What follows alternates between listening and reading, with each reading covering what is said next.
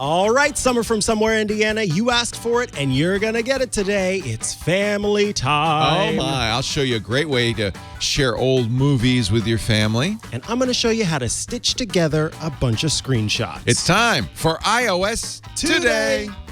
iOS Today comes to you from Twit's LastPass Studios.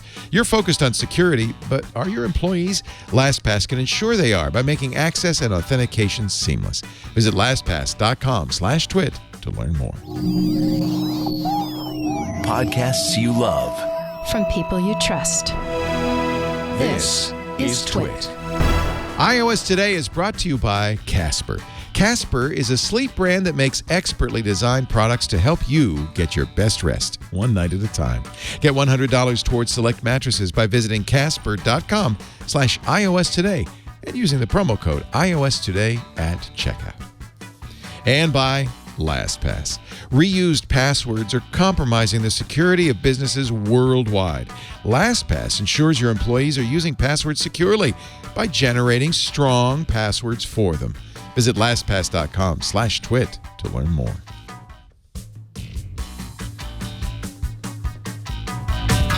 There we go. Hey, Can I show you?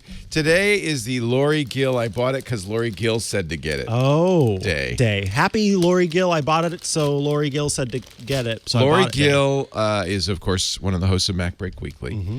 And I buy everything she says to buy. In fact, I should show you the 12 South AirPods holder. Yeah. I'll show you that later. The leather one. But she talked on MacBreak Weekly last week about something from a company called AreaWear. Okay. This is a blanket. It comes in a very nice little satchel, too. Some sort of satchel. Satchel. Okay. Opening it up. Get ready. Yeah. Isn't that nice? Yeah, it's cotton. I can only get cotton blankets. Lisa's allergic to wool. Oh, my. Wool. Look at this. This is so cool.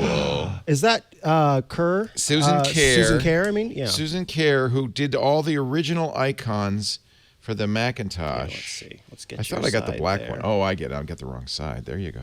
These are the original Mac icons. Holy moly. Going way back when. There's Clarice, the cow dog.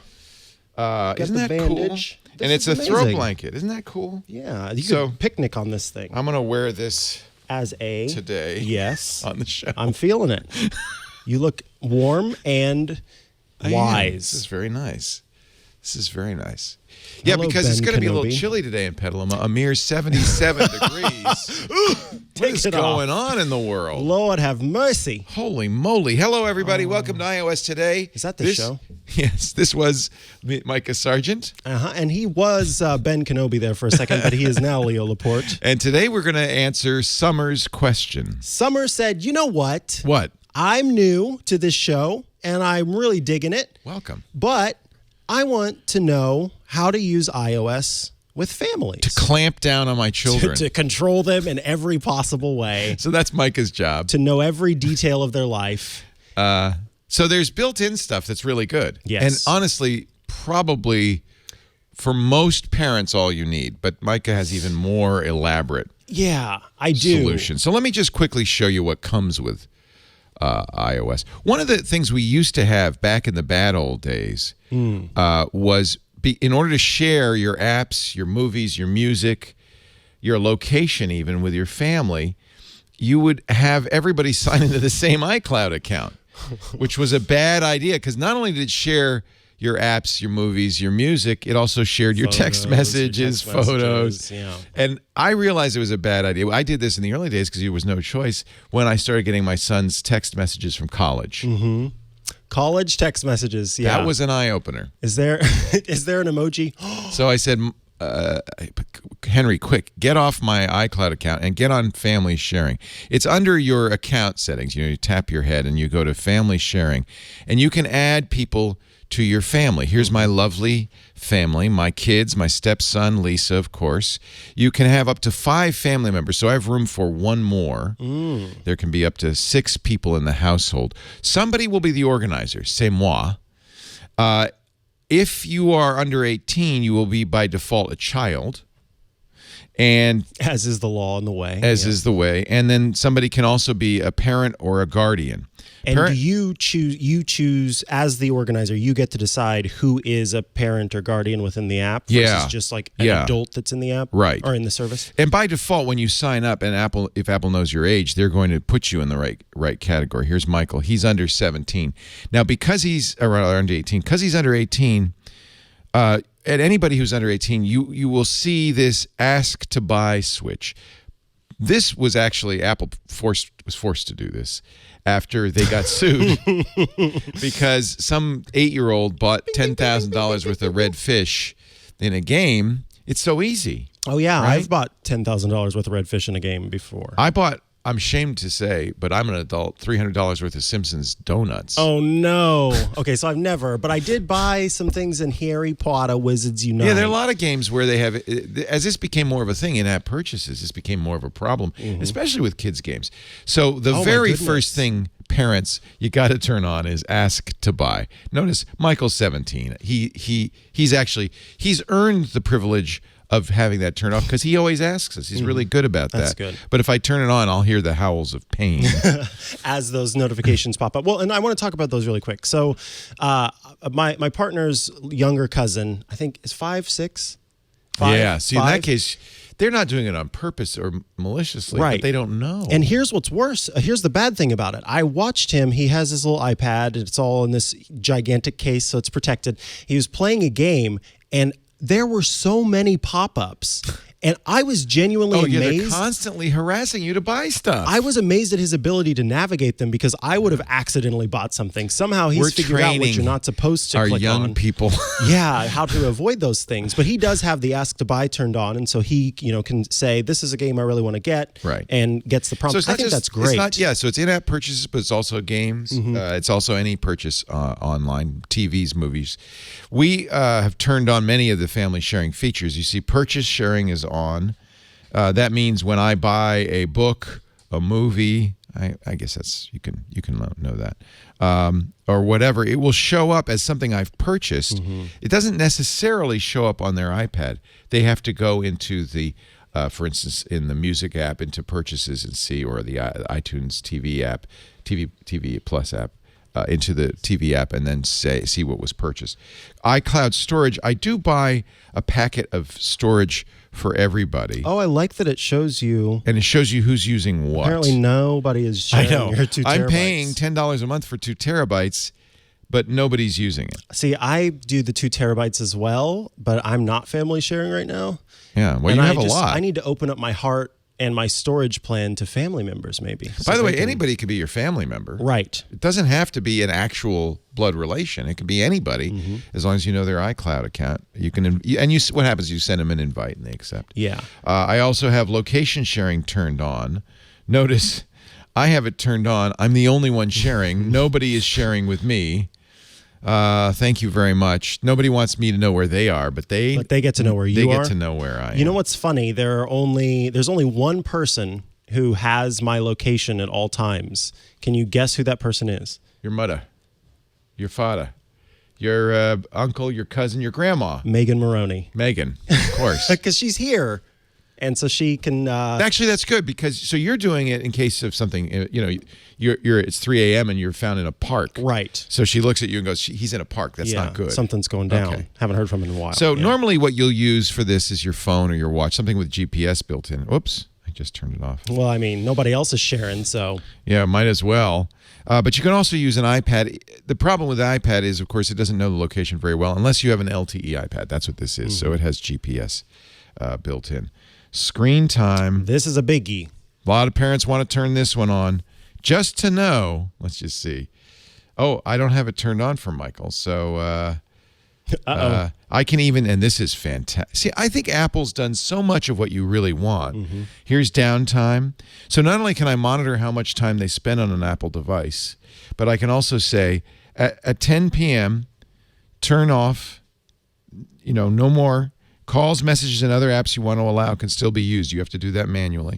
I'm going to set his downtime to go on at 10 p.m. and off at 7 a.m. so he gets a good.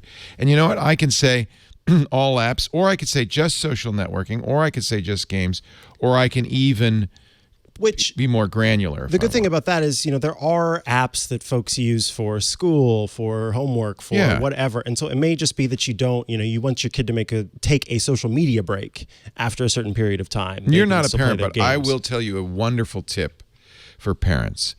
You can't take something away unless you've given it. So the good idea on this is to give them screen time. And notice I can choose how much screen time. I could say an hour. I could say 2 hours. Give them a generous allowance. Because that gives you leverage. So that if you start with 3 hours a day, and they're they're doing too much of something, you can say, oh no, you know what, on games, I'm going to lower this down to 1 hour or even a minute. Or you get 1 minute. You get 10 minutes to play a day. Flappy Bird. So this is, I can't overstate this. A lot of parents say, oh, I don't want to give my kid a cell phone. The advantage of this, because there's a lot of benefits to giving your kids a cell phone. They can call you if they're in trouble or they need a ride. You could figure out where they are if location's turned on. And it gives you something you can take away, which I think is an incredible, valuable thing. So I'm not going to do this to Michael. I'll say no. This is also important, and this is another feature that Apple has added. All of these features have been added over time, most of them recently. I can restrict explicit mature content in the App Store, music, websites, and iTunes. Websites is an important one, right? Yes, absolutely. Because there's not very much explicit stuff on the App Store. Music, maybe that's a little different. And that's, by the way, where we list our podcast as non-explicit, because first of all, we're not. We very carefully make sure that we bloop out anything that's inappropriate. You better flip and believe it. Yeah. Shut the front door. Right. So because we want kids to be able to listen. So we don't put an explicit tag on, and we honor that. And I think that's important. You can also require permission to make changes to privacy settings. That means you'll have a PIN number that only you can access. And that's probably a good thing to turn on. This is the passcode. Without this, the changes can't be made to these settings. Of course, that makes sense because the kid has the phone or the iPad. Yeah, because there are, certain privacy settings that you want to set up that, there are a lot within privacy. So there's certain location-based privacy settings. There are certain, whether you want to offer your health data to certain apps and services. So it lets you have that granular control over what exactly you want to share and what you don't. And as the adult, the harms of, giving up this information. A kid might say, I want all my friends to know where I am or whatever. And I think that's great to have control of that. I won't go into further detail on the rest of these because they're pretty self-explanatory. Apple Music, TV channels, Apple Arcade, and Apple News Plus. You can control adult content. I think Apple has done, in my opinion, exactly what you want and has built it into the operating system. That's all under family sharing. And you'll see Find My is fantastic. Because, I can see, I think it's a really nice feature. I can see where my stuff is, but as I scroll down, I can also see whether their family members' devices are. So I can see where Henry's iPhone is 7,896 miles away on Khao San Road in Bangkok. Wow. But see, I like having that. And, if something should happen to Henry, he's traveling in a foreign country, I can have some sense of. Okay, this is new. Holy moly. I'm very excited. Do you see up in the top left there the battery indicator? Oh. That was not there before. That's really cool. He has half his battery left. And that's good because there are folks who, my kid's not responding. They were just responding, what's going on? How handy is that? Oh, well, the battery just died. At least I know that this is where the battery was before. You can tell how messed up I am because I'm also thinking they can't lie and say, oh, my phone was dead. Because that's how messed up I am. No, I don't know. Maybe you're just wise. I don't have any kids, so I can see where his iPad is. I could play a sound. I can get directions to get to Thailand. If it's lost, I can mark it as lost. That's very handy too, and I can also say notify when found. I can see. I was a little puzzled because I saw that under Henry's devices is Chicago Dave's AirPods. Oh, right. And I remember he said he lost his AirPods. I said, "Who's Chicago Dave?" He said, "That's me." Oh, So he's Chicago Dave. he's Chicago Dave. I don't know why. He's a funny guy. Henry has a good sense of humor. Bottom left, if you tap on, I could just see that then you can instead. just see the Yeah. people. Yeah. And so that's going to be whatever device they have that they've chosen to share their from which they've chosen to share their location. That is what will show you for each of the individuals. So you can see the two boys are great. Michael and Henry have shared their location. The two women, not so great. Neither Abby nor Lisa wants me to know where they are. But they can see your location. Because I'm a good guy. I'm a good guy. I love this. I turn it on for every device, even for my desktop computer, which isn't going anywhere. Right. But I same. hope. Yeah. I just think this is a really nice feature. And you're seeing more and more people do this. I think it's a really other devices and so forth.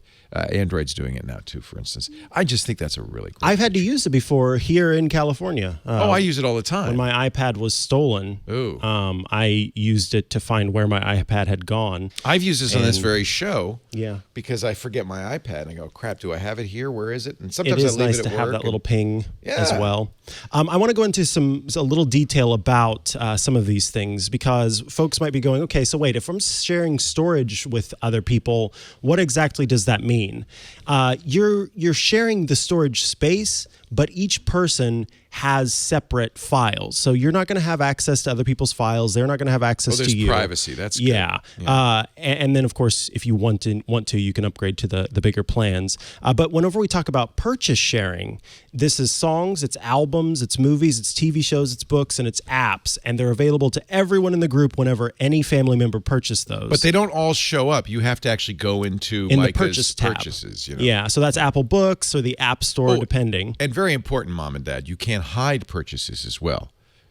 You can't or you can? Can. Okay, good. You can say, yes, that is true. don't let anyone know I bought this terrible Yeah, movie. I bought 50,000 I got Shades the of Adams Grey or the X2. Adam Sandler collection, Oh, and I don't golly. want Honestly, yeah, that's more. know. Really hide that one. And then you can also, so you just select the family member and you can browse through their content, which is nice. And then that applies to Apple Music, as we've talked about. So you can share a subscription across family members. Apple Arcade, you can share a subscription across family members, and so they all sort of get shared. You're not having to spend as much, which is always nice, I think. To be able to do that as well as the last thing, which of course is the screen time. So you have some apps, third-party apps that do this, but honestly, unless your kid is in trouble, I just want a little PSA, public service announcement. Is in trouble or unless is a your kid troublemaker? is a troublemaker, is in trouble, I think everything here is sufficient. Mm-hmm. One thing, I'm a big believer in it. Look, and I say this as a parent. Is that kids will rebel against too many restrictions. It's important to give a child some autonomy. A little kid, of course, you're going to keep some control, but as they get older, for instance, Michael, who's now 17, we don't really restrict the content he can see and so forth. Lisa periodically will check his phone and iPad, but it's important, A, for a child to feel some autonomy, and B, for them to have a safe, private space. You wouldn't read your kid's diary. So I think it's important. Now, all bets are off if a kid's in trouble, if he's using or he's getting in trouble at, staying out late, whatever. Then as a parent, these tools can be very, very helpful. But I think it shouldn't be the default, is I guess what I'm saying. So I think autonomy and trust are incredibly Trust important. is really To important. feel trusted is important for anyone, in any position. But what's important also is communication. So sometimes I think I do this. I don't want to talk about it. So I'll just kind of pretend nothing's happening. And that's not good either. So you got to talk about it.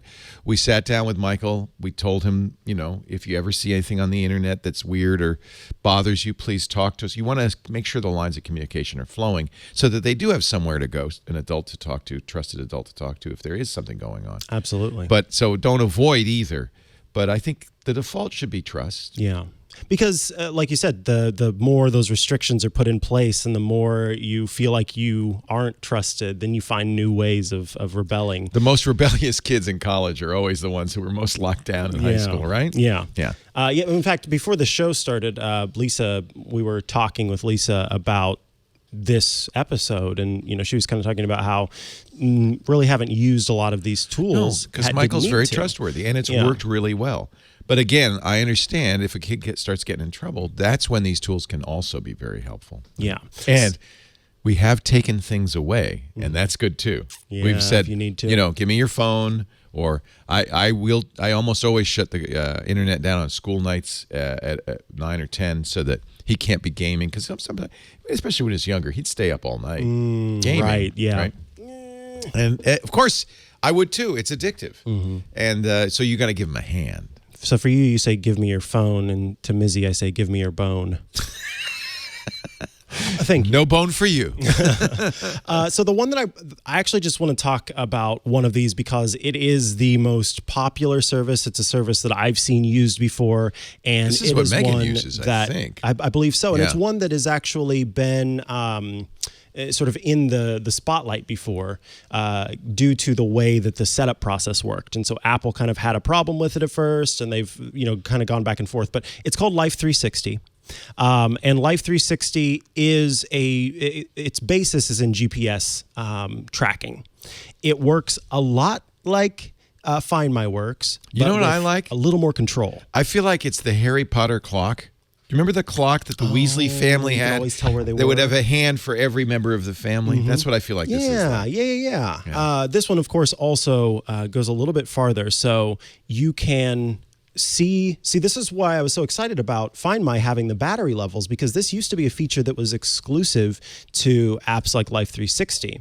And you couldn't see it in other places. But this has notifications. So when a person arrives home, when they go to school, where they currently I love are, that. if they're outside of the places that you expect them to be. And then it also has safe driving features. Oh, you need that, boy. So it can tell when someone's been in a crash, and so it has crash detection and can alert not just the necessary officials, but also it can contact you. Hey, Leo, this person's been in a crash, and offer roadside assistance and stuff like that. But the driver report. Yeah. You need this. This is to keep people from using the phone while driving. Number one speeding. problem. Have you noticed this has gotten worse? Oh my goodness, everybody. I mean, I can't remember the number. I think it was. There are 50,000 traffic fatalities in the U.S. every year, and they're now estimating half of those are caused by distracted driving. It is a significant problem, and you see it on the highway all the time. And it scares me, honestly. Yes, that's how I feel too. When you look over and someone is just not paying any attention. And then we have a problem with autonomous driving. It's like, no, that's good. That's something that's not focused on anything except driving properly. Except the current state of autonomous driving requires your attention. Right. So don't start playing a crossword puzzle while your please. Tesla's driving you home. The other day, we're driving to San Francisco, and I see a woman's doing like this out the window of her car, and I think, oh, she wants to get over. That's the universal signal for please let me in. And so I let her, I wait, nothing happens. And then we pull up next to her, and she's cleaning her hairbrush and letting the hair out of the window of her car. Why did she need to do it in the car? Don't clean your hairbrush on the highway. Come on, there's a rule. That's the law according to the rules. God. Calm down now. Yeah, because we're going to get in trouble for aggressive driving. Live 360 is going to shame us. She's going like this. And, she wants to get... It was a weird signal. Yeah. It was just her finger. I guess she was pulling the hair out of the brush and then shaking it out of the window as she's driving. Is down hair the highway biodegradable? at 60 miles an hour. I need to talk to an environmental specialist. Unbelievable. Now, here's one of the things where I feel that the app has kind of been dinged before because of the fact that it does so much tracking. Is this one of the apps that Apple yanked? Yes. So they use an enterprise certificate to get access to features that normally no app would have access to on the iPad or the iPhone. That's one of the things I actually like about Apple is they're very restrictive about what third-party apps can do. But they do offer a special certificate for businesses because it's not unusual for a business to put an app on your device that's just for the business. And the presumption is, well, the business owns the device. The business wants that app on there. If you're a UPS truck driver and there's an app that keeps an eye on your delivery schedule, it's appropriate. So Apple allows companies like UPS to have more access using this special certificate. It was not intended for apps like Life 360. They used it, and initially Apple said, and pulled them. Yeah, because that's just a next level of security. And, Apple sort of posited that this is an app that's being used on kids' devices more than any other devices. So not only are Privacy they getting is so important. much access, but it's access to children's devices. And so There was also some thought at the time Apple is being anti-competitive because Apple has its own parental screen control time, it features, does and they don't want a family third party to sharing. do it. And I think that convinced Apple to back down. Right. And and I'm still to this day a little wary of Life 360. I think that what Apple offers within is already pretty powerful. But one of the things that Life 360 does as well, and one of the things that some of the neighborhood apps and things have gotten dinged for, is that it tells you where there are crimes happening in the area. So you can see, there was an arrest here, there was an arson here. So you're constantly getting notifications. I hate that. No, it makes I you hate it too. paranoid about your life. It's called Mean World Syndrome. It's a real Yes. thing. Yeah. By the people way, think that everything is going to happen all the time. Yeah. I just want to correct myself. Eric Duckman said, "Excuse me, Leo. According to the National Highway Traffic Safety Administration, there were a mere 36,750 traffic fatalities in the United States in 2018." Thank you, Eric. I apologize. I correct myself. We love our listeners. 36,750, but that is down 1% from the year before. So You're down. Wait, what did you say? I said 50,000. It had been. I think it had been in years past up to 50,000. For some reason, I remembered 80,000. Eesh. They said, Globally, can I just say this? I do know it's 1 million. oh, Worldwide, 1 million people a year, die in traffic accidents. That's appalling. Eric, how many people die each year from rhinos? Can you please do tell me? Oh, that's, stay away from rhinos or Coke machines. Apparently, Yeah. yeah, they could fall on you. Yep. What? See, you get aggressive. I am curious about the rhinos, though, Eric. And then the other things that you can do are sort of, and this is Eric says, I sound just like that. Sorry. we love our listeners. I like to just mock the what Molly Wood used to call the literal net.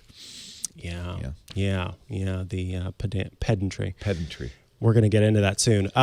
The last thing that Life 360 does, and I personally think this is where I don't want everything that I do happening in one app, but it does have a built-in chat app and a built-in check-in service. I guess the idea is it's a full-service family app, right? Yeah. So you do all your communication there. But again, I don't. This app is collecting a lot of information. Well, that's right. And you can buy a subscription, but for free, you get a lot of the stuff. And anytime you hear that word free, you should be going, okay, how are they making money off of me? Who else gets a lot of that stuff? Is Yeah. the question. Who's getting my location and my ETAs and the places that I've been and the history of all of my stops? That Just something to be aware of. I can really see this as a great tool for parents. I honestly didn't really want to know what was going on with my kids, so. I see. It's a denial thing. Yeah. Gotcha. I don't know. What I don't know can't hurt me. I don't know. I don't know. Growing up, there weren't those services available, the tracking services. But honestly, I had to be encouraged to go and do. I can remember one time I didn't have a curfew because I would always be home early. And I remember You one were the time, other side of the problem. Yeah, I called my mom and I said, I don't think we're going to be done here until about 3 a.m. And I remember her being like, can you please stay out? Just, that's fine. I love it. That's good. Just go. You were too good. Go be. You were too good. Yeah, I was kind of an old man as a kid. That's cute. I've gotten As a younger kid? as I've gotten older. No.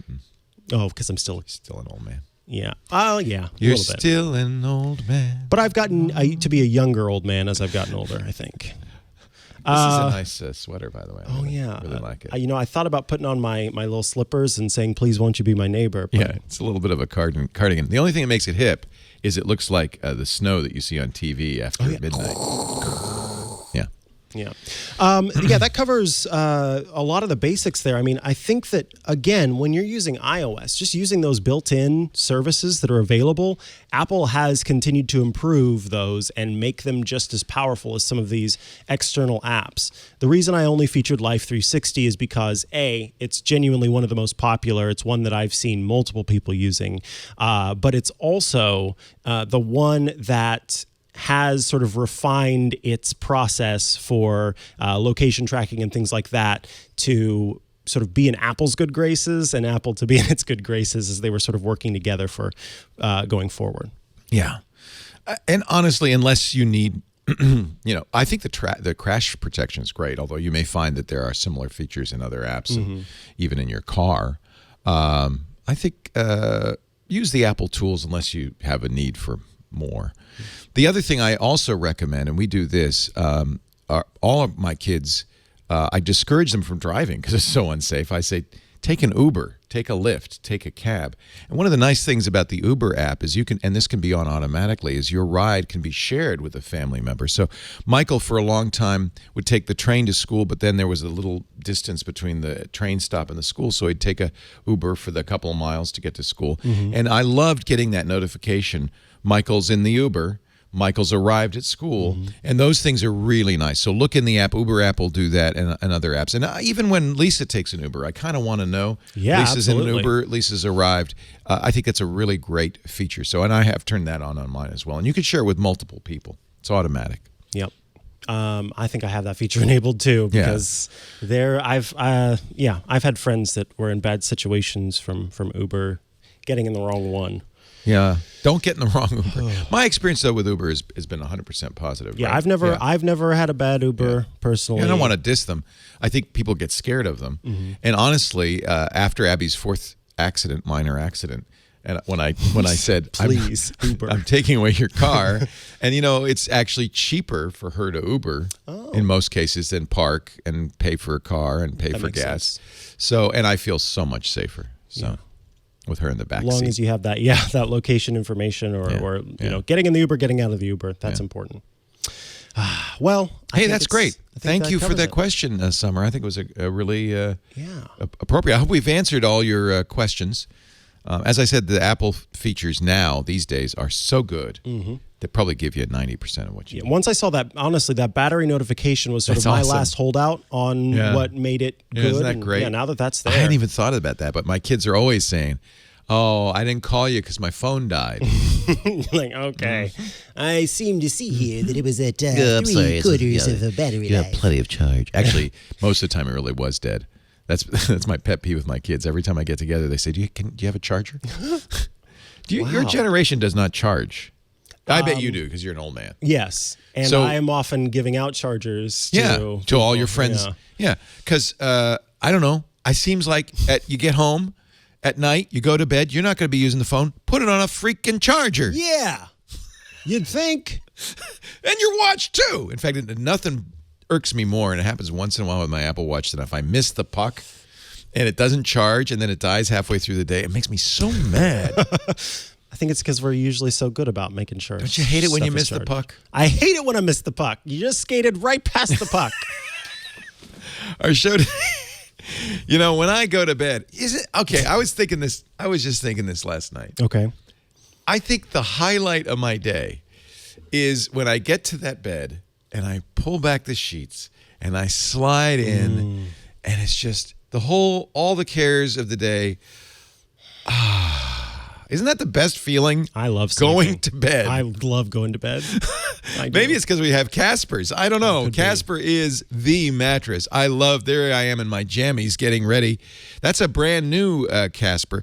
All the Caspers come in surprisingly compact boxes. That's a king-size bed in a box. And it's one of the reasons I love Casper. When we got it for my son for the dorm room, he could heft it up 3 flights of stairs, no problem. Right. Then you unroll it, you unseal it, and it becomes this most amazing mattress. Cleverly designed to mimic human curves, providing supportive comfort for all kinds of bodies. Watch out. Oh, boom. Doesn't that look soft? Yes. And yet firm. You're going to spend a third of your life, if you're lucky, A third of your life. in bed. You might as well enjoy it. The original Casper, which we had for many years, combines multiple supportive memory foams for a quality sleep service, just the right amount of both sink and bounce. You can see there, sink and bounce. And by the way, all the Casper mattresses are breathable. And that's really important. As you know, you did a sleep podcast. Sleeping cool, letting you regulate your body temperature throughout the night is so important. And the Casper mattress never is hot. With over 20,000 reviews, an average of 4.8 stars across Casper, Amazon, and Google, Casper is the internet's favorite mattress. The Wave It's a premium support system that mirrors the natural shape of your body. There's the Essential. It's a streamlined design at a price that won't keep you up at night. Perfect for dorm rooms or, kids or just getting started, getting out in the world. But the Hybrid that I'm sleeping on is amazing because they've added durable yet gentle springs. So the edge support is great. When you're getting out of bed, you don't roll out of bed. It supports you. I just love it. Casper offers a wide array of other products, too. We've talked before about my king-size Casper pillow, which I always have to my left. And sleep and cuddle with. Yep. And you know what? If you want that experience, get the Casper mattress, get the Casper sheets, get the Casper pillows, get the Casper Glow Light, and make your bedroom a refuge from the day. And I'm telling you, a better night's sleep changes your life. If you're not sleeping well, you need a Casper. And by the way, no risk. The reason Caspers are so affordable is they just ship it to you direct. But of course, they realize you may want to try before you buy. So they give you a 100-night risk-free sleep on it trial. Free shipping and painless returns in the U.S. and Canada. Get a Casper mattress tonight. Get that feeling when you go to bed. And even maybe more importantly, that feeling when you wake up, I'm ready to go. Yes. I feel great. Casper.com/iOS today. CASPER.com/iOS today. If you use the code iOS today, one word at checkout, you'll save $100. That's right, $100 towards select mattresses. Some terms and conditions apply. Casper, CASPER.com/iOS TODAY. iOS today. And the code is iOS today. We love you, Casper. Thank you. Thank you. Good night's sleep. Thank you. Thank you, Casper. It's time for an update. There is so much. This is so confusing to so many people. Yeah. Because initially we said the EU is going to make Apple abandon the Lightning port. Then everybody said, no, it's not that end of the cable. It's the other end. It's the charger. But the latest EU regulation really kind of impacts both. So what is the EU So the saying? EU says, listen, we're trying to reduce electronic waste and apparently, make consumers' lives easier. So they want to, let's see. So this is, they did an assessment. They tried to see, okay, what's going on here. They found that there were lots of issues because of non-standard chargers for people trying to figure out what they were supposed to plug in and weren't. You youngsters probably don't remember, but it used to be every single electronic device you had its own proprietary connection. So if you bought a Motorola Droid phone, that charger couldn't be used with any other phone, and you get a new phone. Often they would change it again. It was driving me nuts. Fortunately, Type-C has become kind of the de facto standard for everything, including our MacBooks and our iPad Pros. It's still not for the iPhone. And when I say Type-C, I mean not only Type-C at the device end, but at the other end with a charger, especially with this new power delivery or PD spec. You're getting fast charging. You're getting smart charging. I just think it's a really good choice. And we've got to be clear, even though Apple says, oh, no, Lightning has some unique features, there is nothing Lightning can do that a Type-C cable cannot do. Right. And as the tech guy, who's that? Yeah, well, this is one where I explain how crazy Type-C is, because when we're talking Type-C, we're talking the connector. Yeah. What's on the other end can vary dramatically. But that connector is a good connector. And Apple says, we can't make the phone as thin if we use Type-C. Well, compare. They're not. In fact, I'll show you right now. My iPhone's very thin. I don't think the Type-C connector. Here's a Android device with a Type-C connector on the top. Well, I don't know how well you're going to be able to see that. And then the Lightning is below it. And honestly, maybe the Type-C is slightly bigger. I think you could say the phone could be as thin. Apple also says, well, you're going to stifle innovation. What you're going to stifle is the made for iPhone premium that Apple charges for a proprietary connector. Type-C, they can't charge you extra for. Lightning, they can. In fact, I just bought a YubiKey. Normally I use my YubiKey, which is my two-factor authentication, and I use the YubiKey with a Type A USB. I have an adapter for Type-C. This is $40 less than the same key with a lightning port on it. 40. So I'm figuring that's the Apple tax, and that's what Apple, I think, doesn't want to give up. Now, if they would get rid of it, they would stop 51,000 tons of electronic waste annually. Now, people are going to say, well, no. They can keep Lightning and still change the charger. I don't think that's what the EU is saying, honestly. I think they want the same charger on both ends, as they did with micro USB. They didn't make it a law there. They made it a memorandum of understanding. I think in this case, and it's going to be up to the individual countries to decide, but I think in this case it may end up being a requirement.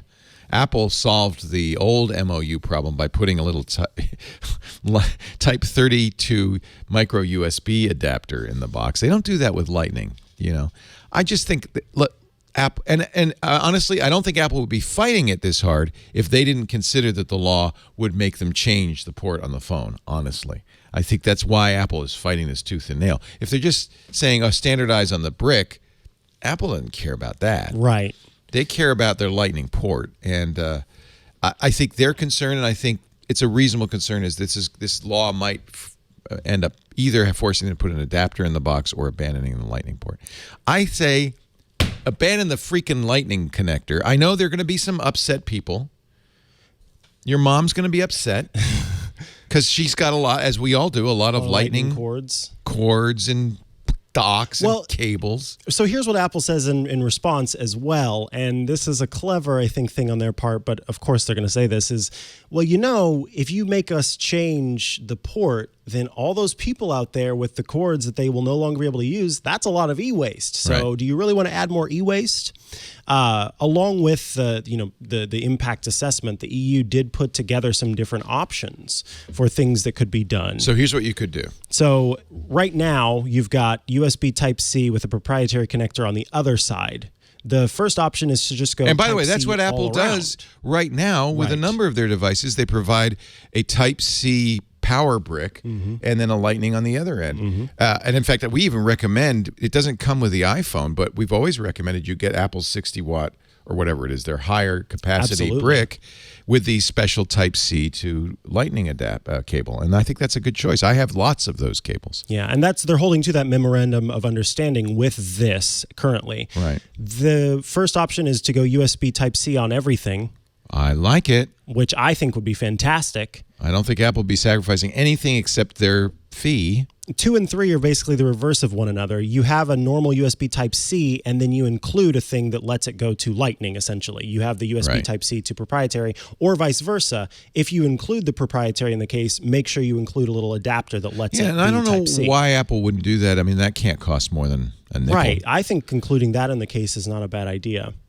We know Mophie does that, right? There are a number of cases that have Type-C charging, right? With a Lightning connector inside the Mophie case, right? Isn't that how they? Yeah. I don't have it with me, but I think my mom used it last night to charge her phone. So, Mom, did you not plug your phone in overnight? You are an old man, and she's the kid. Yeah. I get it. When it comes to that, yeah.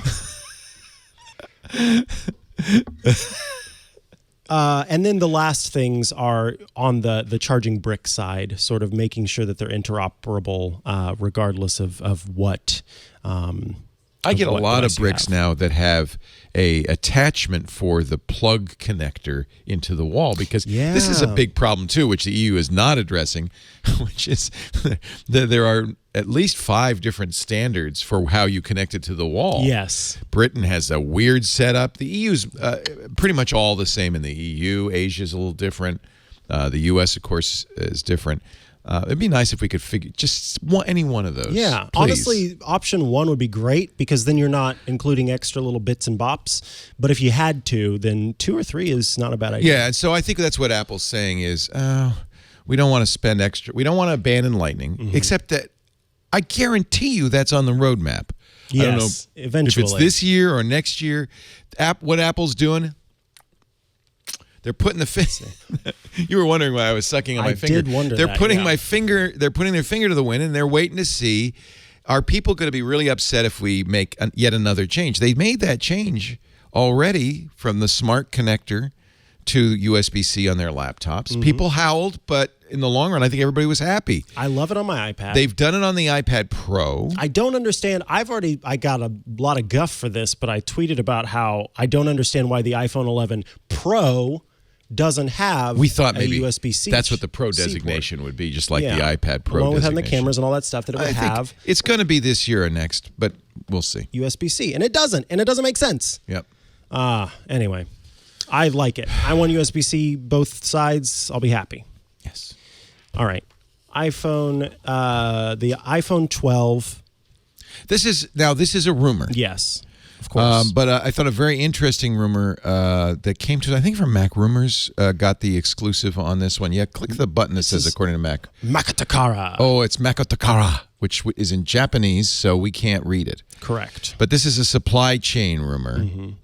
This is a new type of short-range Wi-Fi that's sort of like Bluetooth in the short range, but allows you to transfer a lot more data over that connection. Oh, yeah, that's so the it's problem with high Bluetooth. bandwidth. You always want to go to Wi-Fi eventually if you're going to play music or whatever because you need more bandwidth. Yeah, and so this would let you do sort of right now the iPhone can pair with another iPhone and do some transfer, but it takes a while. Yeah. So to have this new, I think it's 802.11a, that's AY. AY. AY. Or Wi-Fi 7? Oh, golly. I think so, because we're at AX, which is Wi-Fi 6. So this is Wi-Fi 7? I just got a Wi-Fi 6 router. But this one feels sort of like I think it's it's sort of It's a side jaunt off. branch? Yeah, Okay. exactly. Okay. So this would allow for, they call it ultra short range, which reminds me of UWB, honestly. Yeah. That's because it's at 60 gigahertz, which is a very high frequency and will not go through walls. Yeah, you're not getting that through anything. Won't even go through human bodies. It's so high frequency. It's like it's It won't even go through a sponge. It won't go through anything. If you put your finger over the port, it'll stop. Sorry. But it's perfect for short range, high speed. So you could use AirDrop and transfer files that. very quickly, I like which would that. be nice. Yeah. Along with that rumor is, I love Google Sheets. Have I told you how much I love Google Sheets? Are the AirTags. And Right. AirTags are those little beacons that you The can put drum in different beat places. For AirTags is getting stronger, isn't it? Yeah. I We're gonna wonder see if them soon. we think they're going to have an event at the end of next month, March 31st. I wonder if they'll announce AirTags then. I don't see why not. Let's hope. But with these AirTags, so for folks who don't know, these are rumored to be using Apple's new ultra-wideband chip that's available in the newest versions of iPhone. In other words, you already have it. Yeah, in yeah. many If cases, if you've got this and you've got it, Yeah. it lets you do some it's sort of hyper-local tracking. And so you can move your phone around and find the tag wherever it happens to be in a space and really get close and hone in on where it happens to be. These are apparently going to charge. We were just talking about the puck. They're going to charge like the Apple Watch charges in theory. Of course, this is just a rumor. But yeah, if you miss the puck, I don't like the puck. then your keys are lost. No. I don't like the puck. I'm excited about AirTag nonetheless, mostly because I just want to see. I love that ultra wideband chip idea, and I want to see it do something. There's definitely something there. Yeah. So we don't even know if it's going to be called AirTag, right? I mean, Right, Apple has that's- not announced anything. This is just all. Well, that's got a little bit more substance to it because AirTag was in one of the coding things for iOS. So there's a little bit more You substance can see to it it. in the. But it could source be a code. code name. Yeah, thank you. Source code. We'll see. All right. Those are rumors. Okay. Now, I like this thing you found. Get back in the sheets. This is fun. He's a freak in the Google Sheets. But a priest on the streets, is that how it is? Yes. I don't remember how that goes. But okay. My mother is here. Can you not? I'm sorry. I love this story that Yes. you found. It's a smart speaker study. So I thought this was going to be a different thing. There was a study recently published that more than 70% of people who own smart speakers are using Amazon Echo devices. And That's just really shows the dominance of yes, Echo huge. in the whole world. That's including Sonos, Google. My favorite smart speaker, Apple's HomePod, which is not, I Yep. think, going anywhere. My favorite is the Google Home Max. It's a nice sounding speaker. It's a big size, and big means usually better bass. It's usually it's the one I've been Great listening to picture frame. most. Yeah, but apparently everybody has Echoes, right? They do. They do. Matthew Casanelli and I talked about the Hub Max yesterday. It's a great thing to use whenever you're cooking. As a That's the display one with the for screen. I'm talking about the Google Home Max, the big speaker. But you're right. I love the Hub Max. In fact, Lisa and I keep in the kitchen because it has a camera and I don't want it anywhere else. Right. And this morning she's walking by. She's looking at the picture because I have a slideshow. You can configure it. I have it configured so that any family member in any picture that becomes in the slideshow. So it means pictures going back since I started taking digital photography. I have over 100,000 pictures in Google Photos, so it's pulling from that. And she says, "Oh, where's that? Oh, that's cool. I haven't. I don't remember that top." And I mean, it really is fun. That's awesome. It's really fun. Yeah. I've been eyeballing it because of that. That's the Nest Hub Max. It has a fairly decent speaker. Check out that speaker. Yeah, that's actually a pretty good speaker.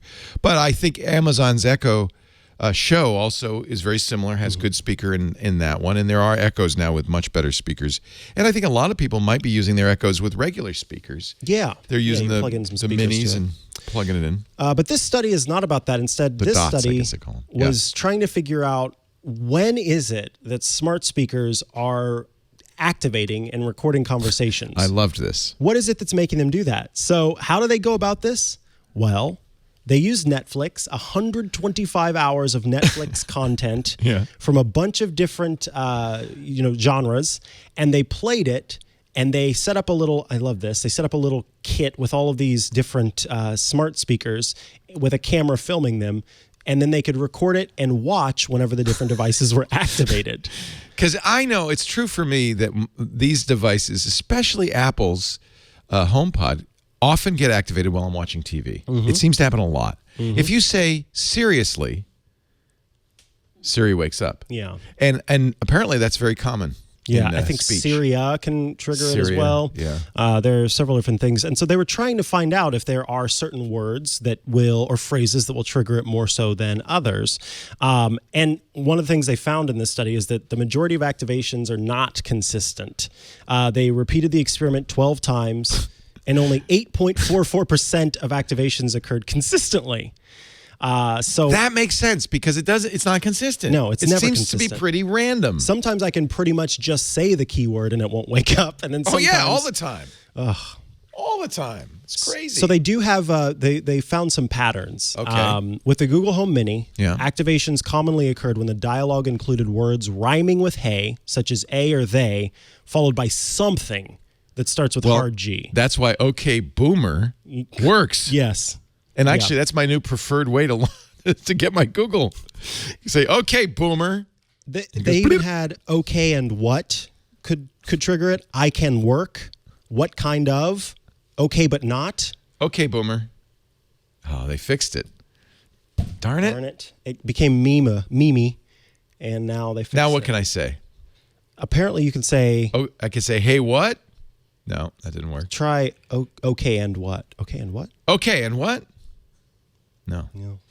See, I think it's not consistent. It's not consistent, and I think they've also probably read that article and they quickly went in and said, "Oh, make sure I don't do that." For Siri, activations occurred with words rhyming with hi or hey, followed by something that starts with the S vowel, or when a word that includes a syllable that rhymes with re in Siri. So, hey, clearly. Hey, clearly. Hey, sorry. Hey, sorry. And then, Hey, sorry activated it. I don't know why Faith's Funeral did, but apparently that recorded Faith's it sometime. Funeral. Mm-hmm. Historians. Faith's Funeral. Historians. Yeah. I see hot. I'm sorry. I'm sorry. I'm sorry. I'm sorry. I'm sorry. See, it's good, but this is inconsistent. So we were able to trigger it with one of those things. And by the way, if you're listening at home and your devices are going crazy, sorry. Hey, sorry. We're very sorry. We're very sorry. Some words for Amazon devices included sounds like pickle. If you had echo as your wake word, that cool, back to, ghost. And then for ALEXA, exclamation, Kevin's car, Congresswoman would sometimes trigger. What movies are they watching? Congresswoman. Madam Secretary. Probably. That. I know Gilmore Girls, Grey's Anatomy, that's The so Office. Funny. Oh, The Office was one. We watch The Office a lot, and I do notice that the HomePod gets triggered a lot during The Office. Yeah. This is a great, I'm glad that they did this. They even tested Cortana. So Colorado could trigger Cortana, consider, and coming up. Coming up. Well, we know because, in fact, my devices get triggered during our shows all the time. Mm-hmm. All the time. Yeah. Beep, beep. And you're going, oh, no, I'm not talking to you. Yep. Apple's doing another heart study. This time, they're pairing up with Johnson & Johnson. So you may know them for their baby oil. I know. I was just about to say, is this a baby powder study? Johnson & Johnson and Apple are doing the Heartline study, as it's called. What is it for? It's to analyze the impact of an app-based heart health program with Apple Watch on the early detection of irregular heart rhythms consistent with AFib and the potential to improve heart health outcomes, including reducing the risk of stroke. Is it me or I feel like I don't want to help Johnson & Johnson. If the Mayo Clinic asks for help, okay, I'll do it. But Johnson & Johnson's a for-profit company making health and beauty products. That's fair. And Band-Aids. And bandages. What is going on? Yeah. I want to look into that. I feel like that might be, I don't know. Is it just me? Maybe it's just me. Maybe I should just be help because I'm in the heart study. Well, you have to be. There are certain Johns Hopkins. I was happy to help. There are certain rules here, Leo. So you got to make sure you are. You have to be 65 or older. Oh no. You have to be a resident of the United States for the duration of the study. You do follow be a user of an iPhone 6S or later with iOS 12, blah blah blah. And then you also have to have Medicare, but it has to be the original Medicare or traditional Medicare. Okay, well, clearly I am not. I am much younger than that. Yeah. What are you, 37? I'm de-aging as I get older. You're Benjamin Button. I am. Benjamin Button Laporte. Yeah, they make medical devices. They may make too. monitors, in which case, yeah, they make monitors. So that's why. Yeah. That's fair. Yeah. Maybe. Yeah. But all I know about is their baby oil and powders. But it's an app. So you can go to heartline.com if you do apply, if you do fit these criteria. And you go to heartline.com, you download the app, and then the app and you work together with your Apple so Watch. This doesn't go in the regular research app that I already have. Correct, which I was kind of bummed about. That it's not there. Participants will surprised, receive kind of heart health education and wellness tips in the app, and then as you go on, points can be redeemed for $150 or more in monetary rewards. I'd like $150 in baby oil, powder. please. That's what you're going to get. Yeah. So it's 3 years. It's a pretty long study. And so you complete some actions, and then in the second part, you basically just have to let the Apple Watch study you or continue to track you. So that is a study that folks who fit those criteria can check out. Thank you. Yeah. Let me see if I can find. You got any questions? You got any questions? Well, I got one more from news. One more news story. All right. This one is I just want to gripe. This isn't related to iOS, but. Oh, I saw this. I thought this was funny. So, Jif peanut butter, which is spelled J-I-F, is teaming up with Choosy Mothers. Choose Jif. Well, and listen, campaign okay, worked. I got a lot of stuff to say here. Okay. So they are teaming up with a company. Which here's my rule: if the creator of a thing gives you the pronunciation for a thing, that's how you pronounce it. BS. So, the Surface. That's not a good rule. The service Giphy.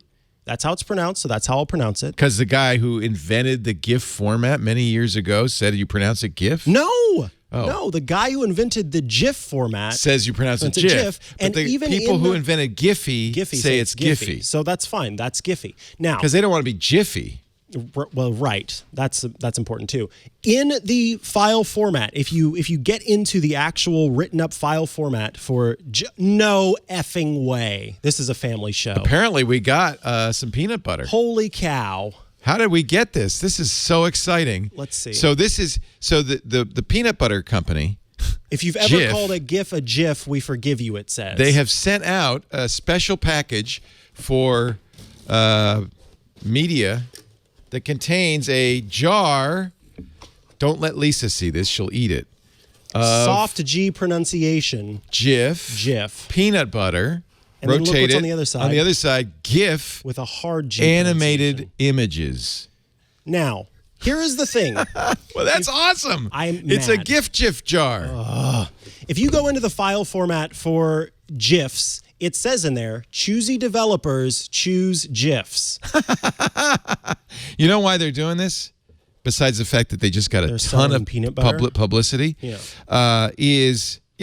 actually probably that's the only reason. I was thinking maybe they're trying to protect their trademark. Oh, like an argument. But honestly, I don't think that matters to them if you pronounce it GIF or GIF. No. Giphy and Jif teamed up. They're working together on this. This is a 40-ounce jar, a 2-pound, 8-ounce jar of GIF peanut butter. I'm mad. I'm happy. That's pretty cool. It's fine. That's The good cool. thing about GIF, Wait, what are you talking about? The file or the peanut butter, Okay. you don't have to refrigerate it or anything. We can keep this for decades. yeah. It never goes You can bad. put it in your candy basement. Your sub basement where you keep your candy. GIF. That's actually, I'm thrilled that we got this. And look, it even comes with a specially designed peanut butter spoon because everybody knows peanut butter should never be eaten with silverware. That's true. That is hysterical. Oh, this is going to be worth something. This 100 is my years. retirement right here. That's it, baby. I'm so glad we have this. Who knew that we had it? 'Cause I saw Carson they were was keeping selling it to himself. That's why.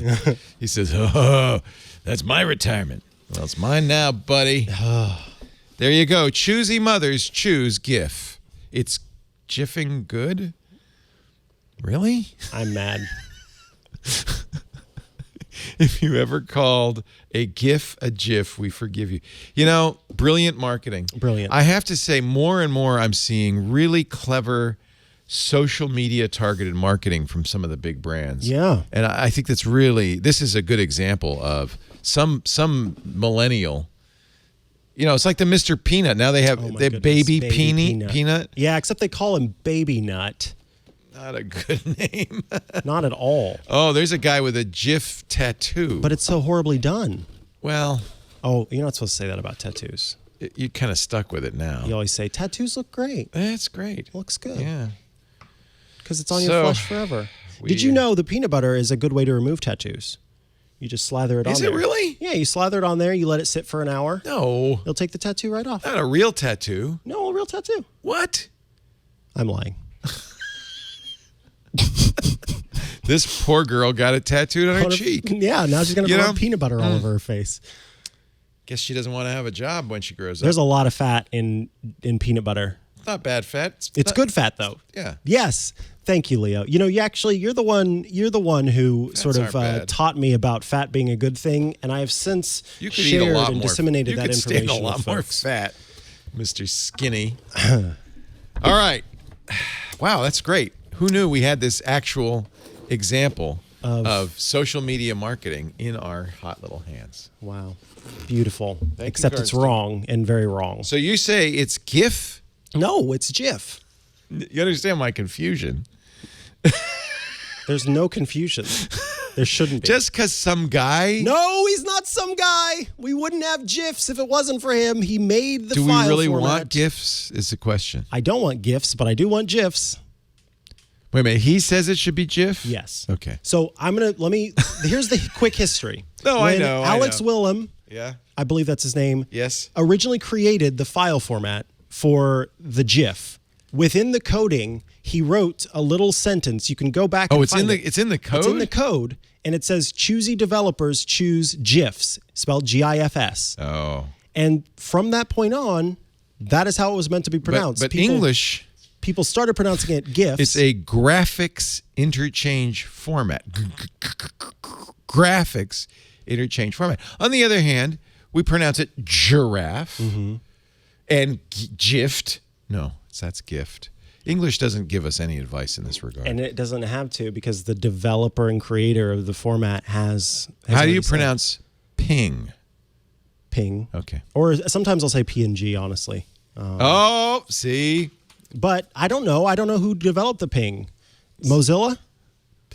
Jif is a patent encumbered file format that was created for the CompuServe online service. It is antiquated. But people still use them and love them. And now peanut butter is... I'm going to have to buy one of those because they're selling them on Amazon right now. Since they didn't send me one for free. Well, obviously. Did you buy this, Karsten, or did they send this to us? I wonder. They got their mileage out of it. I hope they sent it to us. Yeah, I hope they did too. Sold out. It's already sold out. I bet you Karsten bought it. Knowing Karsten, he probably bought it, which means it's not my retirement. It's his. I don't care what any of you say in the chat. It's Jif. Nothing is going to get me to change my mind. By the way, this is the beginning of a brand new show we're going to call Hills to Die On. There it is. In which we debate matters of absolute inconsequence, but of deep division in this world. Now, don't zoom in on the stupid Wikipedia. By the way, Wikipedia says GIF or GIF. I'm so open-minded about so many things, but there's nothing you can say that will change my mind about the pronunciation of this word. There's nothing you can show me unless on his deathbed, in his will, he says, you know what, I want to change it to GIF. Then I'll start pronouncing it GIF. Good. Now, let's talk about LastPass before I get angry. I'm going to get happy because we are here in the beautiful LastPass studios. RSA, the big security conference, is starting this week in San Francisco. We're going to be doing a party in conjunction with LastPass tomorrow night.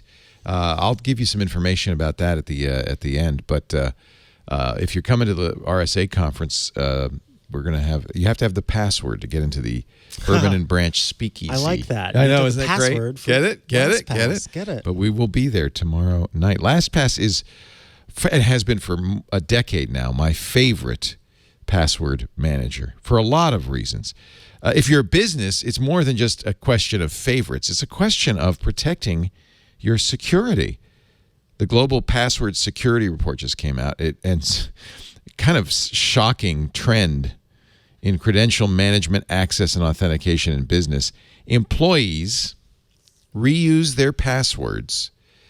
Yes, and by the way, the passwords they create for your bank account, your website, your databases, all your vitals, on average 13 times. Now, you may not know this, but every time you reuse a password, an angel loses its wings. It's so sad. So sad. No, if every time you reuse a password, you're at great risk because, of course, if you use that password, let's say 13 times, if any of one of those sites gets breached, all of them effectively are breached. Hackers will try the same password on every other site. That means it's very insecure. LastPass has, and when you install it, you'll take this security test. I take it every few months just to make sure. The average score of businesses installing LastPass for the first time, 49%. That's a big fat fail. And most of that's because of reused passwords. The good news is LastPass helps you fix it. They'll help you go through all of your accounts with reused passwords, insecure passwords, low-quality passwords, and replace them with these super random, super high-quality passwords generated by LastPass. Now, you may say, I know your employers say, well, I don't want to use that. I can't remember it. You don't have to. LastPass remembers it. You remember one password, your master password, and let LastPass remember the rest. LastPass is so much more, though, just a password manager. And that's the other reason we use it here at work. Password sharing makes it very easy for any group at work to all have access to the same password. In fact, they just rolled out passwordless authentication options for employees.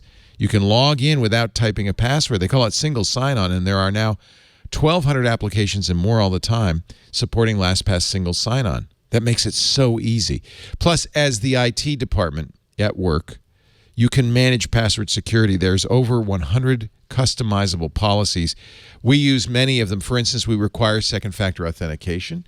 We require, minimums for password, that you generate.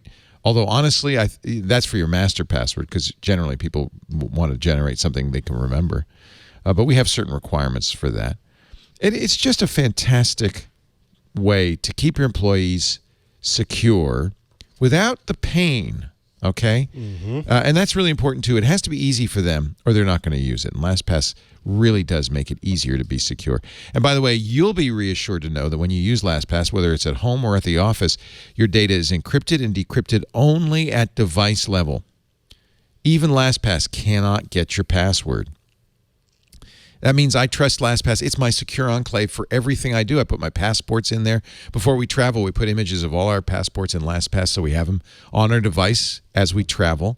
I put my driver's license, our social security numbers, EINs. Everything's in there. Everything's in there because it's secret and only we can see it. Your password, the master password, the keys used to encrypt and decrypt data are never sent to LastPass servers, never accessible by LastPass. And to make sure that they are the gold standard in security, they engage trusted world-class third-party security firms to conduct routine audits on everything they do, their service, the software, the infrastructure to make sure it remains 100% secure. That's why I trust and use LastPass. There's a free tier. There's a family tier. There's LastPass Premium for individuals, LastPass Teams for enterprise. I love LastPass. I can't wait to see the LastPass team. They're going to be in town for RSA this week. You need LastPass. You do for yourself. You need it for your business. You want to improve security across your company. Yes. You want to make it easier for your users. Yes. Then you need LastPass. LastPass.com/twit. LastPass.com/twit. We thank Thank you, LastPass. for all their support. I guess you could just email tickets@twit.tv if you want the password. Tickets@twit.tv will send the password out to you. If you want to be at Bourbon and Branch, if you have to be in San Francisco on Wednesday, the 26th of February 2020. Tomorrow as we record this. And if you're going to be at the RSA conference, please come on over. I'll be the one with the face mask with the Twit logo on. Oh, okay. Yeah. I'll be the one not with that. I have a face mask you can borrow. I'll be the one wearing a face mask of Leo Laporte. That would be funny, That would wouldn't be it? hilarious. We all wear. That would be funny. Yeah. Jason. There's the website too. How do they get to that website? Is there an address for that? There's twit.tv/blog. There's a blog post there. Okay, good. So it tells you how. There's a little form to fill out to get the password. Cool. All right, it's feedback time. Up first is Tony, and Tony asks, whenever I'm listening to Spotify with my Apple AirPods and my Apple Watch makes a notification sound, so exercise is completed, a move is completed, through my AirPods, Spotify stops. I hate that. I have to then press play on my iPhone to restart it. I have that happen all the time. Is there a fix? I know it's a first world problem, but it's annoying and seems to have only started during the last watchOS update. So, unfortunately, there is not a good fix. This is a bug that I've seen reported multiple times across different apps, in fact. It's not just Spotify. It happens to me listening to Audible. Audio streaming in general, there's halts. a bug where it's particularly if it's spoken audio. Right. I don't know if you're listening to podcasts on Spotify, but spoken audio more than anything else has this bug because a developer can say, what I'm playing out is spoken audio as opposed to music, and there are special rules for that.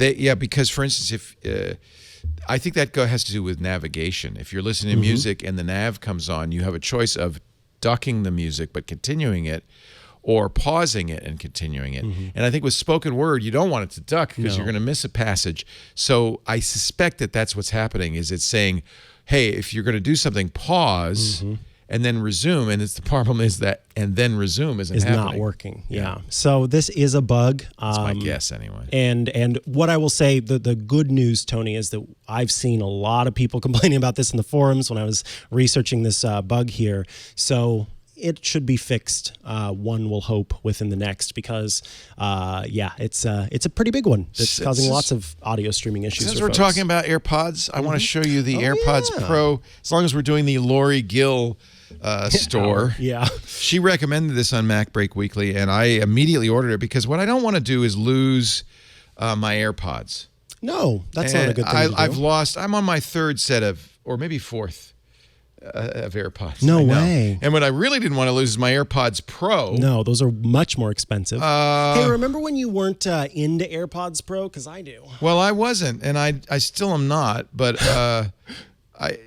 what the hell?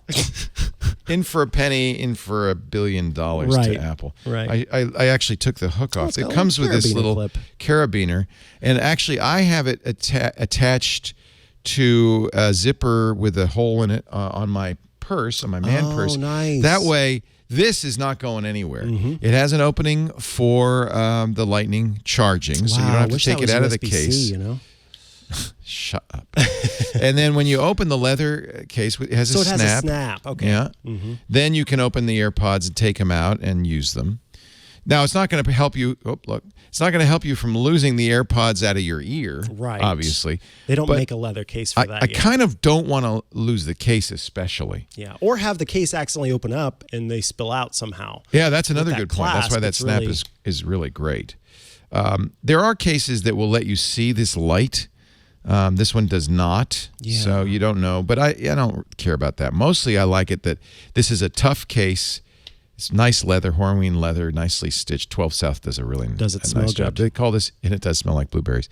They call it Air Snap Pro, and I imagine they have one for the AirPods as well. And I really like this carabiner. Yeah. So it wasn't very expensive. I can't remember the exact price, but I thank you, Lori Gill. There it is. Isn't that pretty? And you have blue, black, white, or baby brown.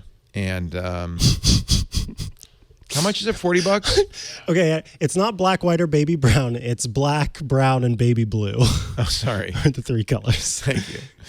Okay, I wouldn't get baby blue, to be honest with you. Yeah, that's going to stain probably. Sometimes I call that baby brown for other reasons, but that's another Cognac. story for another day. Cognac. That's what they call it. Cognac. Okay. Anyway, I'm very happy, and I have not lost my AirPods Pro, Leo, I'm glad you're happy. for which I'm even happier. There you have it. That's that. Our next question, it's Peter from Rockville, Maryland. Hello, And Peter. I love this question. Does having two apps using location data use twice as much battery as having one? How about 3 or 4? No. I guess my question is about whether iOS handles the... This is the important part. This is a great question, I guess my question is about whether iOS handles the location data for the first app and then shares the Yes. same data with a subsequent app, or if each app is requesting GPS pings The independently. bright minds at Apple have coalesced all of the location requests and various other requests into one periodic request. So, because they thought about this. And that's the last thing, because imagine if you have 10 apps that were doing location requesting every 10 minutes and they got out of sync, basically your GPS would be on all day and your battery would go, "Ooh." So they coalesce all the requests. In other words, the app goes through iOS to make the request. And iOS is smart enough to say, yeah, wait a second. I'm going to check in a minute, and it'll Yeah. give it to him in a minute. Now, if you fire up Maps, it's going to need that right away, and so it will then override this. This is background location checking I'm talking about. Yeah, so I didn't even have to diagram. You perfectly... You were going to draw a I picture? was going to diagram it because I did consult some developers who make apps. One, Casey Liss. for Oh, I love example. Casey. Yeah. And so he walked me through because I wanted to be sure before I went on it. But yeah, you've explained it perfectly. Am I right? Yeah. Oh, I was just guessing.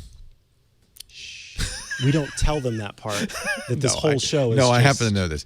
In fact, this is something phones do quite well, which is to aggregate all the requests into a single request. Otherwise, your Wi-Fi be always on, Right. your Bluetooth would be always on, everything would be on all the time, and your battery would just not last. In fact, this is one of the things Apple does very well to give you a really remarkable battery life for a fairly small battery in the iPhone. Is their software is their operating system is very smart about conserving. Yeah. Agreed. I'm sorry, I didn't realize that was the one you wanted to draw a picture for. That's all right. No, I want to see your artwork. No, it's fine. We're moving on. It's fine. It's fine. No, you did. You just. I mean, you perfectly explained it. I'm sorry. iOS serves as the delegate for. Yeah, only background. GPS, yeah. So a foreground request, obviously, in that case, you launched Maps. You need it now. You're not Yeah. going to wait. So that's I think a foreground request is a little different than a background request. Alrighty, it is time to move on to our app caps. Habitat. Habitats. Hey, we should. Caps. Why don't we do app tats? Oh. Every week we'll get a new tattoo. And then we'll use peanut butter to remove them. Oh, good. Someone changed your hat out. I didn't know there was a to Bowser match hat. our song. Put your hand in the hand of the Mario, and It's me, Mikey. who am I? You are Bowser. That's not technically a Bowser hat. I know. It's, what is it, a Brazilian? Really? It's like a Brazilian It's like a speed soccer running hat or something. Yeah. I don't remember. You told me this. I told you? Yes, Brazilian. It's a Carnival hat. You know, it's sad because Carnival is at risk. The Venetians have already canceled their party for Fat Tuesday, and I have a feeling it will be canceled worldwide thanks to coronavirus. So that stinks. Yeah. Wait, don't we have a name for it now? That's all right. Kofivi 19? Yeah. Yeah. There it is. COVID. It's a soccer hat. Yeah, soccer. There you go. Is it Brazil? Yeah, it is Brazil. At least I got that part right. Huh. It's kind of a Bowser hat. It looks like Bowser. This is a hat that my sister made. What? She made it? She and her husband went as Mario and Luigi for Halloween. Aw. Did your mom bring that out? My mom brought it out for me to wear. Yeah. She forgot to bring a Luigi hat. I know. Isn't that embarrassing? At least you got the mustache right. Oh, I'm sorry. He was Mario. She was Princess Peach. That's what I don't want to be Princess Peach. Yeah. Thank you very much. Yeah, so that's I why. like being Bowser. I thought it was Mario and Luigi. Yeah. They did a really good job. Anyway, so you are Bowser and not Brazilian soccer. I could be both. Yeah. Yeah. Well, how does Bowser? I don't know. You know what's funny is I'm too old to have been a Mario fan. But you play Mario Run or whatever it is, right? Yeah, I mean I've played I've played Pokemon Go too. Is that Bowser? Yes. I don't look at all like him. Okay. He's a wolf. See, I don't know any of that. So he's sitting in that thing. He's a bad guy? Yeah. He always a boss. steals Princess Peach from Mario. Oh, he's Mario the bad goes guy. And Mario and Luigi go and rescue Princess Peach from Bowser. But then there's been times where Peach is actually dating Bowser. That's very confusing. Yeah, it gets really I think that's confusing. Stockholm Syndrome. It might be. Yeah. And not, what is it, Munchausen's by proxy. That's a whole different thing. Another thing. So the app that I'm talking about this week, it's called Picsew. Picsew is an app that lets you stitch together screenshots. Oh, it's SEW. Yes. I thought it was PIXO. It's PIC SEW. SEW. Screenshot stitching. Picsew. It's cool When you whip. stitch together. Oh, God, don't. Cool whip. Why are you saying it like that? Cool whip. Q whip. Say it like what? Q whip. How am I saying it? All right, so Picsew. Cool. Cool. Whip. Whip. Picsew is an app that lets you stitch together your screenshots. So I took some screenshots. They would have to be related, right? Yes. Oh, So okay. you, for example, I wanted to have a history of my chat with Leo Laporte, showing how his times have improved. So they don't have to be panos or anything. No. So Oh. what you do is when you take screenshots, you just barely overlap them as you're going through. So you snap it and you just keep scrolling up. Snap and you it and snap cap and you it. snap it. Yeah? And then you launch Picsew. Oh, this is cool. And so they don't have to be related. It's just going to make a long thing out of it. They have to be related in the sense that There has to be overlap. there's a little bit of overlap. Oh, you know what? I really need this because how many times have I said I want the scroll like it's sometimes on a website, right? But certainly text message is a great example, and you can choose the order. Yeah. So I've just chosen the order. It's 1 through 9, and I'll tap scroll shot, and then it's already. Wow, that was stitched them fast. Oh, that's all brilliant. Together. Oh man, Right I'm downloading this right now. How much? It's. Let me see. I wrote it down. Is it really expensive? Let's see I if hope Google not. Sheets quit on me again. I love this. It's available for free with an in-app purchase, which removes the watermark, which I think it was $1.99. I think you're doing people a favor with the wallet watermark because they're going to want to know how did you How'd do you it? get this? What's great is that it's got some nice tools built in. So there's a crop tool to start, and you can sort of cut things off the top and the bottom as you need to. It's only 99 cents. I think I'm going to give them $1 just because I like what they've done. I like what you've done with the place. Yeah. You can add a copyright watermark. You can add a device frame around the outside of the device. This is look so at this great. long Look iPhone. at that. I feel like this could be an Apple shortcut, maybe. Yeah, well, they do have some that do this, but not to this level. There's so many details with this. You can also add and remove the little what am I trying to say? The information at the top. So the clock, the Wi-Fi, the signal. You can have it on there, or you can take it off. I have mine set to where it just keeps a standard. It's the battery is full. the Wi-Fi is full, the thing is full for signal, because people do like to complain, wow, you should charge your phone if it's even slightly down. So that way I protect myself from the trolls. You can set it up so that you do different, what are those called? Collages is the word I was looking for. Oh, so for Instagram or something, this would be really great. Yeah. Those frames. And then here I can block things out. There are different types of redaction. So there's blur, there's pixelation, and so you can pixelate or blur the text however you need to, and then you can highlight text as well. So all of those things are available, but on top of just being something that you can drop into here, it also, and I'm going to close out of that, it will work as a web snapshot. So if I'm on a website, that's what I want. I hit the share sheet. Yeah, I use this. I use Picsew, and it will take the whole web page. Oh, sold. Right, as well as just having the widget available. Really nicely. You know what? They could have stopped at just stitching photos, but they've really. This is very thoughtful. Well worth 99 cents. Yep. I bought it, even though I don't mind having their watermark in that. Yeah. That's great. Picsew. Picsew. By the way, for those of you West Wing fans, big block of cheese day. Our friend in the chat room, Mick, I call him Mick the Wick because he makes candles. Apparently, he's a fan of Amish cheese. Okay. He sent me a box. 30 pounds. Oh my. Of cheese. A big block of cheese. Now, is this refrigerated or? Nope. And he also made a tactical error. Instead of sending it here to the studio where I would have received it immediately, he sent it to the post office box, which I only check monthly. Fortunately, this cheese never goes bad. Wait, is that just your hope and dream, or I've been telling eating yourself it, that? and I'm still alive. Oh my word! He also sent me this. I don't know what it is. It says MRE emergency only. Meal ready to eat. Yeah, it's like K rations, except I suspect it's Vienna sausages. I don't know. So it's a funny haha. He sent me summer sausage, baby Swiss. Wait, is it deer summer bacon, sausage? Is it what? Is it deer summer sausage? No, it's made out of meat. Okay, because deer isn't meat. This isn't meat either. The bacon cheese food. I think you'll enjoy this.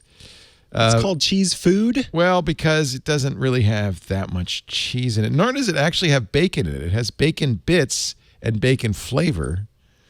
That's concerning. I don't know why this. Why does that one look so sweaty? It's marble cheese. That's 6 pounds alone. That log.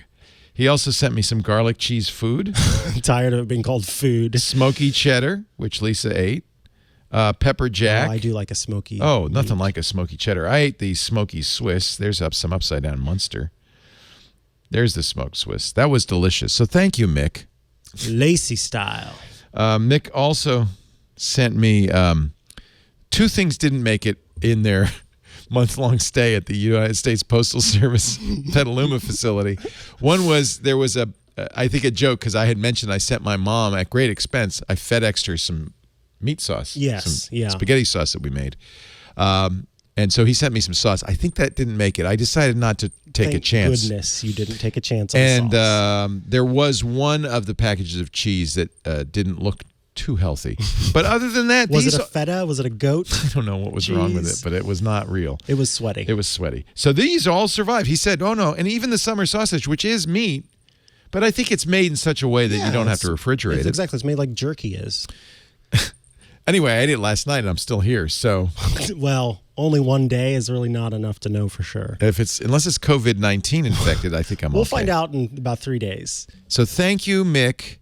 He says, when the world is about to end and all the food is gone, you still have a can of Vienna sausages. I was right. I thought it was Vienna sausages. I just recognized the size. And anyway, happy Big Brick of Cheese Day. You can put those in your candy sub-basement as well. Yeah. That'll go with my Jif. Oh, God. My Jif GIF.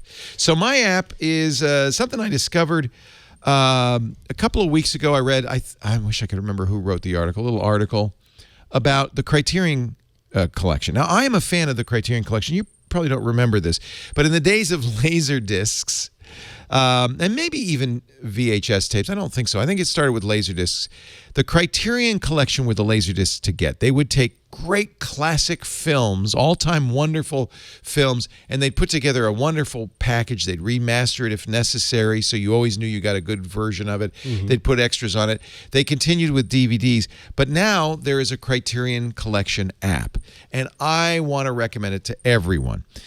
You can try it for 2 weeks. In fact, I would suggest doing that. I ended up, after 2 weeks, buying the year worth, because I know I'm going to watch a lot of movies. They call it the Criterion Channel. And in fact, they do have Criterion Collection movies in it, but they also have all kinds of other movies. The thing I really like about it is it's a constantly rotating crop of movies. And in every case, these are movies considered classics. Okay. Many of them foreign films that I'm not familiar with. This one, The Nun by Jacques Rivette, is a French film with subtitles. Jean-Luc Godard's Image Book. They also do collections, which is so much fun. So here's a Montgomery Clift collection with a bunch of Montgomery Clift movies, From Here to Eternity, A Place in the Sun, Red River, which I think is fantastic. Now, the negative is they don't have apparently licenses to everything. So there are, I would assume, other, maybe not with Montgomery Clift because he died young, but I loved this collection. Film Plays Itself. These are movies about the movie business. Footlight Parade, Sunset Boulevard, The Bold and the Beautiful, The Big Knife. I watched what we were talking about that I had watched Day for Night. But look at it's a close-up. The Player, which was Robert Altman's famous movie about making movies. I think this is so much fun. In many cases, the movies will have a number of extras. Here's a collection of Fellini movies. So Fellini. This is like having an art house in your iPad. And by the way, they look great on the iPad. The only negative I would say is that we watched Some Like It Hot the other night. It was so much fun. They do have the trailers. In some cases, here's a commentary. The making of Some Like It Hot, the legacy, memories from the Sweet Sues, which was the all-girl band that featured in I Like It Hot, and here's about the costumes. Here's an interview with Dick Cavett and Billy Wilder, the director. So if you're a fan of a movie, this is so much fun. I don't know if they're HDR, 4K. I don't. Right. My sense is probably not. Some of these are pretty old anyway, and I don't know if there's a 4K version of them. Jack Lemmon talking about getting cast in Some Like It Hot. This is a movie lover's dream. This is not going to replace your Amazon Prime, your Hulu, or your Netflix subscription, because it's going to supplement. It's almost all older movies, but some of the best. This is an education in movies. If you are like me, a movie file, and you know many of these movies, you'll discover many more that you don't know. If you are an old timer, you're going to have a lot of fun. But I think for a young person who wants to get conversant with the art of film, there's so much stuff. Here's the essential art house movies. Black Narcissus, Jules and Jim. If you just watch these, you would have a great education in the classic, many of them black and white movies of the 50s and 60s. The Bicycle Thief. Beauty and the Beast. Henry V with Laurence Olivier. And they're constantly changing, by the way. It's a good thing because one of the things, here's some 21st century stuff. So they do have some modern stuff. That's an important thing. They do double features. They also do, and I love this, Saturday matinees. So kind of bad movies that have become classics, yes, like Jason and the Argonauts. I love that film. Right? And commentary on Jason and the Argonauts. Okay, that's fun. Animation tests. The original opening, which was originally called Jason and the Golden Fleece. They also have some interesting thing. There's features directed by Errol Morris. I actually haven't seen this. Queer-Sighted, The Ache of Desire. I haven't seen this split screen. I have to find out what this is. Your Wild Ride Through the Indie Film World by Filmmakers. I'm not sure why it's called split screen. Maybe they have some sort of split screen going on there. It looks like it is split screen. So here's Spike Lee, and of course that's John Waters. So I don't, I guess it's I don't know what it is. It's like commentary or something. They also have, and thank goodness they do, a list of movies leaving each month because there's a constant I think it's great that they have a constant churn. But you may say, "Oh, I didn't see that yet, and I want to watch it." Here's Martin Scorsese's World Cinema Project, world movies that many of us in the States have not seen that Martin Scorsese thinks are important to see. I mean, this is for film lovers. Try it for 2 weeks for free. I immediately, after the first couple of nights, said, I'm buying this. I want this forever. Look at the original Japanese Godzilla. Wow. It is so great to see this. Ishiro Honda. And a lot of this stuff you're not going to find on iTunes or Netflix or anywhere because they're just unusual. They also have a Criterion collection of the actual Criterion editions. So if you're a fan, as I was, of the great Criterion collections, you can watch these and have all the stuff that came with the Laserdisc or the DVD. Just, I don't know how I lived without this. So tell me about cost. $99 for a year. Okay. I don't remember what the monthly cost is. Probably around $10 a month. But well worth it. I mean, just well worth. What is it? What does that say? I thought Kevin? that was Sidney Poitier. It is Sidney Poitier. That's a great movie, Buck and the Preacher. You know that movie? I've probably seen it. Yeah, What a great movie. I've seen a lot of Sidney Poitier films. They do a lot of collections by actor and by director, so that's a fun thing as well. I feel like they have done a great job for cineasts of collecting. Here's William Wyler, who is not well known now, but was a multi-Academy Award winning director and directed some of the great films of the 40s and 50s. You go back and look at some of these classic films. I like old movies. I like, Betty Davis and Jezebel. That's amazing, that movie. I also like black and white. And even if, these aren't 4K, they're beautifully shot. And I think they look great on my 4K HDR OLED because black and white has such depth to it that you lose kind of in the garish colors of modern film. So really a nice job. The Criterion channel. Now you can get it runs on Apple TV, it runs on Roku, iPad, iOS, and Android. So I immediately put it on my Apple TV. And I have to say more often than not, when we sit down and watch a movie, Lisa say, let's look at something on the Criterion channel. We like those old movies. We watched 7 Days in May the other day with Kirk Douglas and Burt Lancaster. They did a whole Kirk Douglas festival after he passed away last a couple of weeks ago. So really fun. Cool. I like old movies. Maybe that's just me. I'm old. Well, I am excited to say that we have a special guest in the audience today. My mother. Really? My mother is I've here. only been talking Yes, about you have her been talking to her. the whole show. But you Can she come up been a bit. and meet everybody? Come here. What's your mom's stand in the name? middle. My mom's name is Ty. Hi, Ty. This is Ty. Welcome. Hello, mother. So nice to see you from Missouri. Yes, I'm from Missouri. And is this your first time out here since Micah moved? Yes. Oh, great. Yeah. Does he have an okay apartment? I haven't seen it yet. Good. Yeah, it's awesome. Okay. Yeah, the dogs are finally warming up. And I bet you missed the dogs, so it's nice to see the dogs. Definitely miss me. Misty grand and dogs, Henry, as she your calls them. grand dogs. Yeah. Nice to see you. Yeah. Welcome. Is there an app that you like that you use a lot? You're an iPhone user, right? I put her on the spot. No, that's okay. Yeah. I do that to my mom too. Yeah. In fact, I should have gotten my mom on the show. See, Bitmoji, it would be one that she likes, but we can never get a Bitmoji that quite looks like her. So, yeah. My Bitmoji is bad. Let's see your Bitmoji. It's She actually not here. deleted I it. deleted Oh, it doesn't look like you. Yeah, she got disappointed, no, so she removed and it. every time I bring it up, he doesn't want to talk about it. Yeah. See, it's a trap, is the thing. Yeah, right. It can take hours. He's like, let's not talk about this. Well, I want to thank you for the app caps you've sent, Micah, over Yeah, the that's last right. few months. That's been You've fun. kept him in good hats. Yes, in good shape and good hats. hats. Yeah. And thank you for letting us borrow your son. 'Cause he is Absolutely. such a jewel. And love we're him. so happy to have him as part of the Twit family. He's a good So, guy. yeah, if you want to move out here, let's talk. All right, sounds good to me.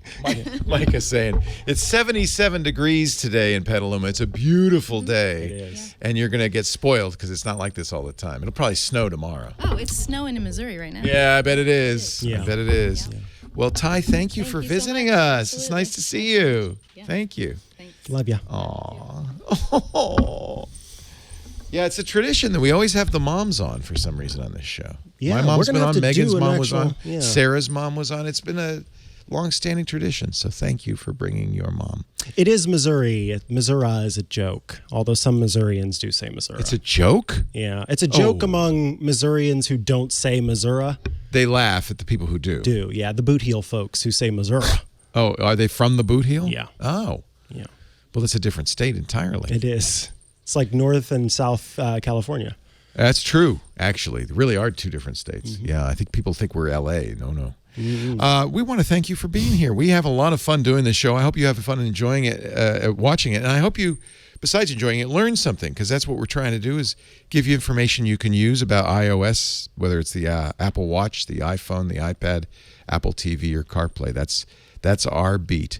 I'm Leo Laporte. I am Mikah Sargent. And if you want to watch us do this live, we do it every Tuesday around 9 a.m. Pacific, noon Eastern time. That's 1600 or 1600 UTC.